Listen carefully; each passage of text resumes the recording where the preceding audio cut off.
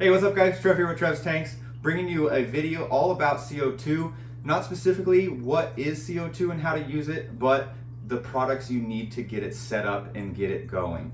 Been getting a lot of questions on Instagram and TikTok about what do you need, where to find these products, and today we're going to be doing just that. First off, I want to remind you all that all these products are available on Boost Plant. You can find everything you need, great pricing, ships super fast, and I have used all of it myself and can highly recommend and endorse it. In this video, we're going to show you everything, give you a small little breakdown of it, so let's get right into it.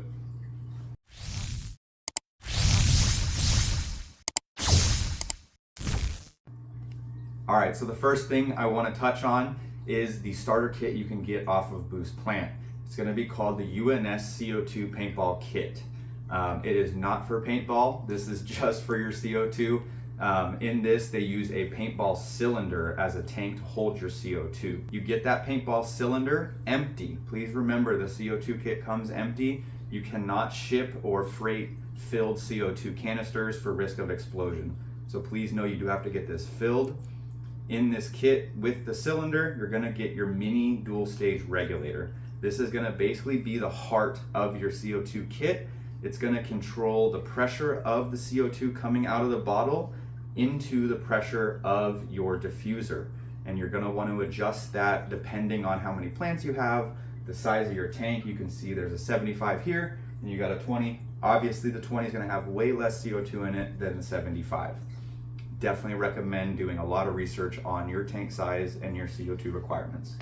Within the kit, you're also gonna get some CO2 tubing. CO2 tubing is a lot more rigid than airline tubing. CO2 is more of a stronger gas, so it can break down regular airline tubing. So you're gonna wanna make sure your tubing's rated for CO2. And in this kit, you do get that. And I do wanna touch again on the CO2 kit does not come filled. You can get your CO2 filled at a lot of different places. I get mine filled at a craft brewery store. Yes, you do get a lot of funny looks when you walk in as a fish nerd into a brewery store, but be proud guys, go in there and say you need some food grade CO2 for your fish tanks, and don't worry about the looks they give you. It's all the same CO2 at the end of the day. Also, Boost Plant does mention you can get them at welding stores. You can also maybe find a local fish store that's into aquascaping and they could fill it up for you. It's not very expensive. I think I got a 5-pound CO2 can filled up. I think it was about $20, so not that bad. And that's what the kit gives you. Now we've gone over what the UNS starter kit gives you. Now let's talk about what does not come in it that I believe is a necessity for you to have with your first CO2 starter kit. Where I want to start is you do need a check valve. When your CO2 is not on at night, you're gonna wanna make sure that water doesn't push through your diffuser, through your tubing, and into your regulator. That will cause a little bit of an issue, and if you just get the UNS Advanced Check Valve on BP, you'll be well off and you won't have to worry about water returning into your regulator. Next product that I think is necessary is gonna be the Aquario Neo U-Clips. It's basically gonna be this little CO2 hard tubing line that'll help you seat the diffuser on the rim of your tanks. It is necessary because it does keep it in its place so it doesn't move around. The next thing that I believe is super necessary is the Kasa Wi-Fi timer. Obviously this does not come on Boost Plant, but for the regulator to work, you're gonna need something to tell it when it has power and when it doesn't have power. That's how a regulator works. When power is flowing to your regulator, it's gonna be letting the CO2 flow through it. When the power is off, the regulator closes and does not let any CO2 through it. So if you get yourself a little Wi-Fi timer, a manual timer, that is going to tell you when you can have it on and off, and you can have it on your schedule with your lights. It's very, very helpful. Finally, for all beginners, I highly recommend getting a Dymax CO2 drop checker.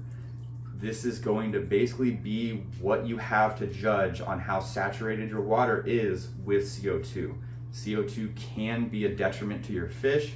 If you have too much in it, it can cause algae, it can run rampant. So you want to have a way to know how much CO2 you have in your water. And with a drop checker, you can know that. And you can make adjustments. If you see that it's too high, you can turn your CO2 down. If it's too low, you can turn the CO2 up. The drop checker is just a way for you to feel comfortable about injecting CO2 in your tank, because it can be a lot sometimes. But be confident, do your research, and it'll be a blast. You'll have fun. It's a very fun thing to do. Your plants will see explosive growth. And obviously, if you like messing with fun little gadgets and equipment, CO2 is gonna have all of that for you. All right, guys, thank you for watching. Everything you need to get a CO2 kit up and running in your own tank. It's a lot of fun, and I can't wait to continue doing this Q&A series with you.